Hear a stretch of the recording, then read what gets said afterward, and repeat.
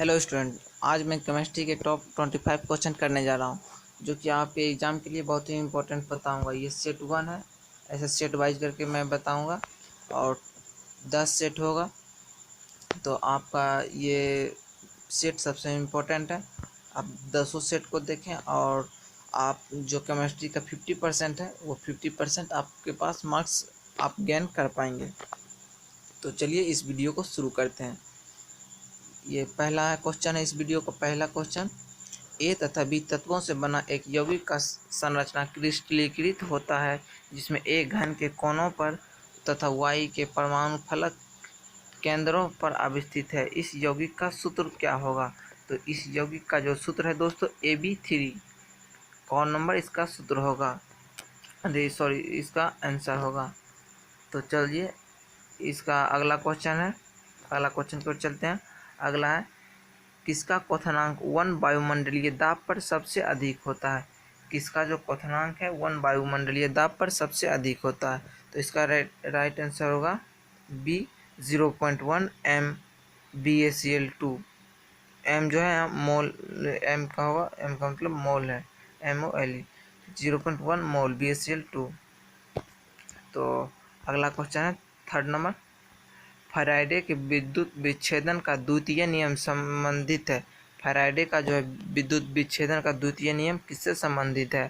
तो तीसरा का राइट आंसर हो जाएगा डी, विद्युत अपघट्ट के समतुल्य भार से। फैराडे का विद्युत विच्छेदन का द्वितीय नियम किससे संबंधित है? विद्युत अपघट्ट के समतुल्य भार से। तो चलिए ये क्वेश्चन भी आप समझ गए होंगे। अगला है, हीलियम का मुख्य स्रोत है। हीलियम का जो है मुख्य स्रोत क्या है? हीलियम का मुख्य स्रोत क्या है, ये आपको आंसर कमेंट करके बताना है। तो आप हमें आंसर बताने से पहले कमेंट किया कीजिए ताकि आपको और अच्छे से याद रह पाए। तो यदि आप हमें बताने से पहले कमेंट करते हैं तो आपको याद बना रहेगा और आपको पता चलेगा कि कौन सा सही हुआ है, कौन सा गलत, और जो गलत हो उसको थोड़ा सा उस पर ज़्यादा ध्यान दें ताकि आपको ये अच्छी तरह से याद हो जाए। तो हीलियम का जो मुख्य स्रोत है मोनाजाइट है। अगला क्वेश्चन की ओर चलते हैं। अगला है 5वां नंबर क्वेश्चन, NiCO4 में निकेल की ऑक्सीकरण संख्या है। NiCO4 में निकेल की ऑक्सीकरण संख्या जो है ये होगा 0। निकेल की ऑक्सीकरण संख्या 0 है, सी नंबर। ऑक्सीकरण संख्या निकालने के लिए यदि आप अच्छे तरह से जानते हैं तो आपको कम से कम एग्जाम में 2 से 3 नंबर का क्वेश्चन, आप 2 से 3 नंबर आप उसमें आराम से पा सकते हैं। तो अगला है 6ठा नंबर, निम्नलिखित में कौन हाइड्रोजन बंधन नहीं बनाता है? ये चारों जो है NH3, H2O, HF और HCl, इनमें से कौन है जो हाइड्रोजन बंधन नहीं बनाता है? तो इसका जो राइट आंसर होगा सी होगा, HCl। HCl जो है ये हाइड्रोजन बंधन नहीं बनाता है। अगला क्वेश्चन की ओर चलते हैं। 7वां नंबर क्वेश्चन है, एल्कीन का सामान्य सूत्र है। एल्कीन का सामान्य सूत्र कौन सा है? तो आपको पता होगा दोस्तों कि एल्कीन, एल्केन, एल्कीन, एल्काइन, तीन ठो होता है। एल्केन का सामान्य सूत्र होता है CnH2n+2 जो कि ग नंबर में है, और एल्कीन का होता है CnH2n जो कि क नंबर में है, और एल्काइन का होता है CnH2n-2। तो ये तीनों आपको याद रखना है। तीनों में से कोई भी आपको एग्जाम में पूछा जा सकता है। यहाँ हालांकि एक ही है, इस सेट में हो सकता है अगला सेट में हो और दो। तो एल्कीन का सामान्य सूत्र होगा CnH2n। इसका राइट आंसर होगा ए। अगला क्वेश्चन की ओर चलते हैं। अगला 8 नंबर क्वेश्चन, इनमें से किस में आइसोप्रीन इकाई है? आइसोप्रीन इकाई जो है इनमें से किस में है? तो आपको 4 ऑप्शन दिया हुआ है, इसमें से आप सही आंसर कमेंट कीजिए। ए है प्राकृतिक रबर, नेचुरल रबर, और बी है टेरिलिन, और सी है नायलॉन 66, और डी है पॉलीथीन। तो इसका जो राइट आंसर होगा 8 नंबर का राइट आंसर ए होगा, प्राकृतिक रबर, नेचुरल रबर। तो अगला है 9 नंबर क्वेश्चन आपका। हाँ, 9 नंबर क्वेश्चन, कैल्शियम फॉर्मेट का श्रवण करने पर क्या प्राप्त होता है? कैल्शियम फॉर्मेट का जो है श्रवण करने पर प्राप्त होता है, क्या होता है प्राप्त, आपको कमेंट करना है। CH3CHO या HCHO या HCOOH या CH3COOH। तो इसका जो 9 नंबर है इसका जो राइट आंसर होगा बी होगा, HCHO। तो अगला क्वेश्चन की ओर चलते हैं। 10वां नंबर क्वेश्चन है, किसी प्रतिक्रिया के लिए दर स्थिरांक का इकाई मोल प्रति लीटर सेकेंड है। प्रतिक्रिया की कोटि होगी, इसमें भी प्रतिक्रिया की कोटि आपको बताना है। 10 नंबर क्वेश्चन है। इसका जो राइट आंसर क्या है आपको कमेंट करना है। ऑप्शन ए है 0, बी है 1, सी है 2 और डी है 3। तो इसका जो राइट आंसर होगा ए होगा, यानी 0।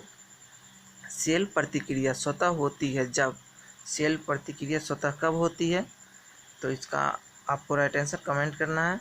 ए है ई ऋणात्मक, E0 ऋणात्मक है, और बी है डेल्टा जी ऋणात्मक है, और सी है डेल्टा जी धनात्मक है, और डी है इनमें कोई नहीं। तो इसका जो राइट आंसर होगा आपका ख होगा, यानी डेल्टा जी ऋणात्मक। डेल्टा जी जब निगेटिव होगा तो सेल की प्रतिक्रिया स्वतः होगी। अगला क्वेश्चन को चलते हैं। 12 नंबर क्वेश्चन, कोहरा कौन सा कोलाइड सिस्टम है? कोहरा जो है दोस्तों कौन सा कोलाइड सिस्टम है? तो आप ये 12 नंबर क्वेश्चन पे है। तो इसका ए है गैस का द्रव में, और बी है द्रव का गैस में, सी है ठोस का द्रव में, डी है द्रव का ठोस में, द्रव का द्रव में। तो इसका जो राइट आंसर होगा बी होगा, द्रव का गैस में, लिक्विड इन गैस। अगला 13 नंबर क्वेश्चन 13 है, इनमें से कौन प्रतिचुंबकीय है? इनमें से कौन सा है जो प्रतिचुंबकीय है? 13 नंबर क्वेश्चन। तो इसका ऑप्शन देख लेते हैं। CO+2 और Ni+2 और Cu+2 Zn+2, ये 4 ऑप्शन है। इसमें राइट कौन है आपको कमेंट करना है। तो इसका राइट आंसर होगा Zn+2। Zn+2 इसका राइट आंसर होगा। अगला क्वेश्चन की ओर चलते हैं। भूरे वलय संकुल Fe2O5 NO SO4 में Fe का ऑक्सीकरण अवस्था है। ये ऑक्सीकरण अवस्था इसका क्या है, ये आपसे पूछ रहा है। ए है +1, बी है +2, सी है +3 और डी है +4। तो 14 नंबर का जो है राइट आंसर होगा ए, यानी +1। अगला क्वेश्चन की ओर चलते हैं। 15 नंबर क्वेश्चन है 15, यानी अमोनिया को शुष्क किया जाता है। अमोनिया को शुष्क किया जाता है, इसका राइट आंसर आपको ढूंढना है। तो 15 का जो है राइट आंसर होगा सी, सांद्र H2SO4 से, सांद्र H2SO4 से। देखिए दोस्तों, यदि आप कमेंट करते हैं तो आपको ये वीडियो अच्छा लगेगा आपको, और ये बहुत ही मदद पहुंचाएगा।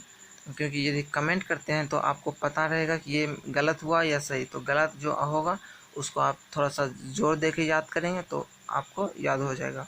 तो अगला क्वेश्चन है, विटामिन सी है, विटामिन सी इज, तो इसका राइट आंसर है कौन सा होगा, ये आपको कमेंट करना है। ए है मेलेइक अम्ल, मेलेइक एसिड, और बी है एस्कॉर्बिक एसिड, और सी है पैरासीटामोल जो कि बुखार का दवा है, और डी है लैक्टिक अम्ल। तो 16 नंबर यानी 16 का राइट आंसर जो है आपको कमेंट करना है। 16 का राइट आंसर क्या है, ये होगा बी नंबर, यानी एस्कॉर्बिक एसिड। अगला है 1 डिग्री 2 डिग्री 3 डिग्री एल्कोहल के बीच अंतर दिखाया जाता है। ये किसके द्वारा दिखाया जाता है? ऑक्सीकरण विधि, या लुकास परीक्षण विधि, या विक्टर मेयर परीक्षण, या इनमें सभी के द्वारा किससे दिखाया जाता है? तो इसका जो है राइट आंसर होगा डी, यानी ऑल, इनमें सभी के द्वारा दिखाया जाता है। तो अगला क्वेश्चन की ओर चलते हैं जो कि 18 नंबर है आपका। यह इनमें से कौन सबसे अधिक क्षारीय है? सबसे अधिक जो है क्षारीय कौन सा है? तो ए है ऑप्शन में NH3, और बी है CH3 NH2, और डी है सी है CH3 का होल 2 NH, और डी है CH3 का होल 3 और N। तो इसका राइट आंसर होगा 18 नंबर का, यानी 18 का सी नंबर, CH3 NH2, नहीं ये नहीं, CH3 का होल 2 NH, ये होगा सही आंसर। तो अगला है 19 नंबर क्वेश्चन है, सोडियम सल्फेट का जलीय घोल में अक्रिय इलेक्ट्रोड का उपयोग कर विद्युत विच्छेदन किया जाता है। तो कैथोड एवं एनोड पर क्या प्राप्त होता है? तो कैथोड एवं एनोड पर क्या प्राप्त होता है आपको बताना है कमेंट करके। तो आपको इसका आंसर ए जो है H2O2, और दूसरा है O2H2, और तीसरा है O2Na, और चौथा है O2SO2। ये चारों ऑप्शन रहा आपका, और इसका राइट आंसर जो होगा आपका H2O2, यानी ए नंबर इसका राइट आंसर होगा। तो चलिए अगला क्वेश्चन की ओर चलते हैं। आप कमेंट करके भी बताएं कीजिए दोस्तों, क्योंकि आप कमेंट नहीं करते हैं, मैं देख रहा हूँ। तो चलिए, किसी प्रतिक्रिया का अर्ध जीवन काल अभिकारक के आरंभिक सांद्रण के व्युत्क्रमानुपाती होता है तो प्रतिक्रिया की कोटि होगी। किसी प्रतिक्रिया का अर्ध जीवन काल अभिकारक के आरंभिक सांद्रण के व्युत्क्रमानुपाती होती है तो प्रतिक्रिया की कोटि क्या होगी। यह 20 नंबर क्वेश्चन, इसका जो राइट आंसर होगा सी होगा, यानी 2। तो चलिए अगला क्वेश्चन की ओर चलते हैं। अब 5 क्वेश्चन बचा हुआ है, वो पाँचों को भी देख लेते हैं। कौन एंजाइम ग्लूकोज को अल्कोहल में परिवर्तित करता है। कौन सा एंजाइम है जो कि ग्लूकोज को अल्कोहल में परिवर्तित करता है।